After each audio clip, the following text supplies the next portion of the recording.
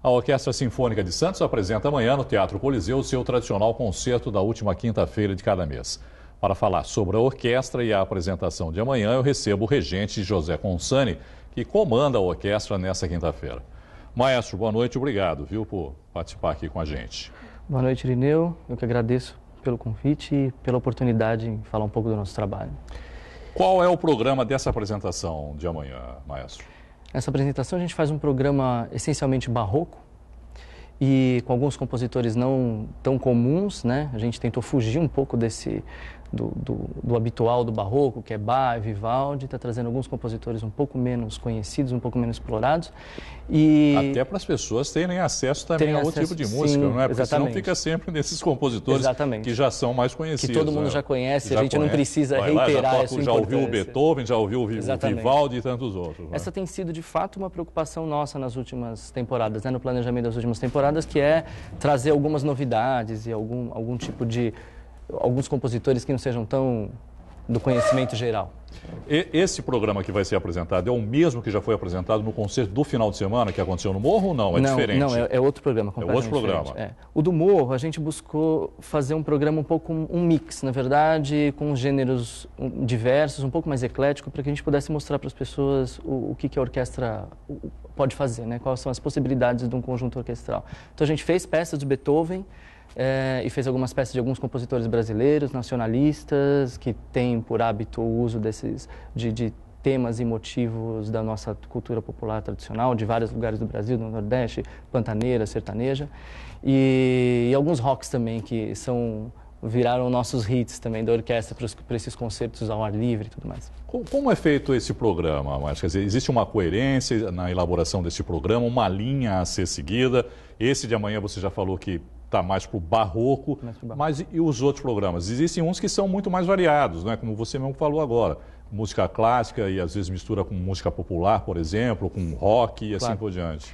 Depende muito, a gente procura buscar ou fazer um contraste entre as peças, um contraste às vezes de períodos, como é o de amanhã, inclusive, embora a gente faça peças do barroco, a gente vai fazer uma outra ponta, que são peças contemporâneas, que acaba sendo estilos que se conversam muito bem. O barroco, por se tratar de um estilo normalmente popular, era uma música, como a gente entende, uma música popular de improvisação, ela tem uma comunicação muito forte com o universo da música contemporânea. Então, além dos barrocos, a gente traz compositores contemporâneos com músicas quase atonais. São paralelos interessantes. Então, a gente normalmente busca esse contraste ou uma sequência, uma coerência através da região, pega compositores alemães ou compositores de um mesmo período. Normalmente é isso que a gente busca. A coerência vem um pouco daí. E outros concertos, como foi o do Morro, por exemplo, a gente tenta pensar nesses concertos mais populares, concertos a céu aberto, onde a gente está se apresentando e apresentando para as pessoas que normalmente não têm preciso pensar um pouquinho no público, sim, de alguma maneira, justamente, né, a quem se dirige o concerto. Você citou aí artistas contemporâneos. Quem são considerados artistas contemporâneos? Quem são esses contemporâneos? Existem contemporâneos de música clássica? Porque a gente ouve esses artistas que são de 1700, 1600 e aí por aí vai. Só que a gente chama de contemporâneos, eles ficaram com um nome, né? Porque de contemporâneo já não tem mais nada. É isso que eu queria. Esses compositores brasileiros contemporâneos são todos já da primeira e segunda metade do século XX. Um dos compositores que a gente faz amanhã foi um compositor que faleceu na primeira metade do século XX. A gente chama de contemporâneos esses compositores dessa linha do modernismo, né, do desenvolvimento modernista da arte de uma maneira geral. Mas ainda temos compositores vivos e contemporâneos que fazem músicas para orquestra. Que compõem música nesse estilo clássico para orquestra, ainda temos? Tem, mas hoje em dia isso acaba sendo um pouco mais misturado. Um dos compositores brasileiros que a gente apresentou no domingo, Edmundo Villani Cortes, é um compositor paulistano, ainda vivo, tem seus 85, 87 anos, e é um compositor, ainda escreve muito bem, é um compositor em atividade, mas ele tende a mesclar a música brasileira com a música sinfônica, com o jazz. Então, a música erudita deixou um pouco de ser exatamente aquilo que era 300 anos atrás. Porque os tempos também Precisa, mudam, né? claro. As coisas precisam se... Nem naquela época, né? Você pega uma música do barroco e do romantismo, são coisas completamente diferentes, linguagens completamente diferentes. Essa transformação é natural. Sim, e você tem os compositores de cinema, por exemplo, né? Sim. Que são conhecidos. Que são grandes influenciadores dos contemporâneos. Glass, por Philip exemplo. Glass, essa tradição minimalista, Philip Glass, Arvo Pärt, Steve Reich. A gente, no concerto de maio, apresentou uma peça de um compositor também canadense, compositor de trilha sonora, desse movimento minimalista, que foi um concerto para 2 harpas, por exemplo. Como foi a experiência de tocar em céu aberto lá no morro para um público diferente, vamos chamar assim, que não está habituado a ouvir esse tipo de música? Eu acho esse trabalho super importante e a gente tenta, na medida do possível, sempre colocar dentro do nosso programa essas visitas a lugares que contemplem um público que normalmente não viria na orquestra, mas não viria porque não conhece, porque os nossos concertos são gratuitos, o teatro está aberto, mas às vezes as pessoas não têm o hábito, às vezes tem um pouco daquele preconceito, é orquestra, é música chata, então a gente acaba... As pessoas têm um hábito natural de sempre dizer que não gosta. De que não gosta. Já experimentou? Sem não. Conhece? Não. Já ouviu? Não. Então, mas você não gosta. Justamente. E é por isso que esses programas nossos acabam... A nossa preocupação é apresentar o maior leque de possibilidades possíveis para que, de alguma maneira, com algum dos momentos do concerto, as pessoas se identifiquem.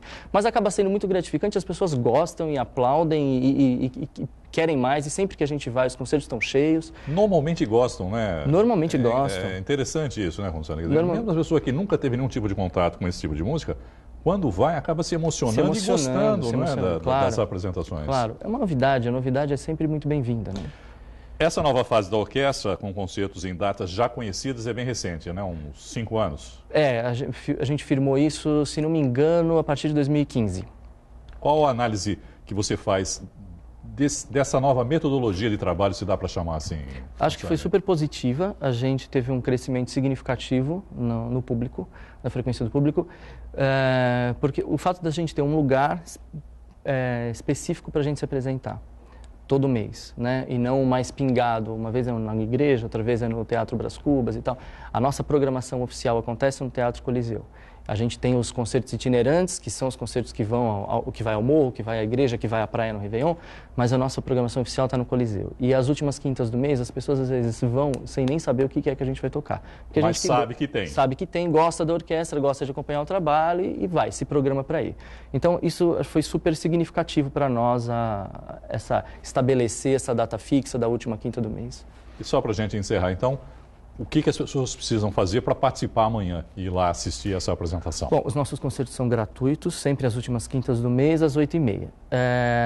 Os ingressos, a gente tem uma distribuição de ingressos para controlar os assentos no teatro, e essa distribuição é feita a partir das 14 horas do dia do concerto no Teatro Coliseu, na bilheteria do Coliseu. Amanhã, então, portanto, a partir das 2 da tarde... Das 2 da tarde, os ingressos. Qual é a capacidade E por volta de 700 lugares. Beleza. Mas quase sempre quem chega um pouco mais perto, às vezes as pessoas podem ficar com medo, vai esgotar, não vou conseguir.